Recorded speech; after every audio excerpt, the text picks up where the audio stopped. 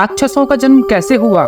राक्षसों का मोटिव सभी जीवों और देवताओं को प्रोटेक्ट करने का था। रक्षा करने के कारण ही इन्हें राक्षस कहा जाता था। सप्त ऋषि कश्यप की 13 पत्नियां थी। महादेव के वरदान से ऋषि कश्यप की पत्नी अदिति ने 12 आदित्यों को जन्म दिया, जिन्हें देवता कहा गया। जबकि अदिति ने 2 पुत्रों हिरण्यक्ष और हिरण्यकश्यप अदिति के पुत्र होने के कारण इन्हें दैत्य कहा गया। ब्रह्मा जी ने जब सृष्टि की रचना की तब सभी जीव जंतुओं और मनुष्यों को जमीन पर रहने के लिए भेजा, देवताओं को आकाश में रहने के लिए भेजा और राक्षसों को धरती के जीवों और देवताओं की रक्षा करने के लिए आकाश और जमीन के बीच रहने के लिए भेजा। लेकिन अपनी शक्तियों के घमंड के कारण दैत्यों ने देवताओं और प्राणियों को परेशान करना शुरू कर दिया। इसी कारण ही दैत्यों के वंशज दानव कहलाए। सतयुग में देव और दानव अलग अलग युग में रहते थे। त्रेता युग में वह एक ही लोक में रहने लगे, जैसे कि प्रभु श्री राम और रावण। फिर युग बदला और द्वापर युग में दोनों एक ही परिवार में रहने लगे। कौरव और पांडव अब कलयुग, जिसमें मैं और आप रहते हैं। महादेव और दानव एक ही देह में रहने लगे। इसके बारे में अपनी राय कमेंट में जाकर बताएं।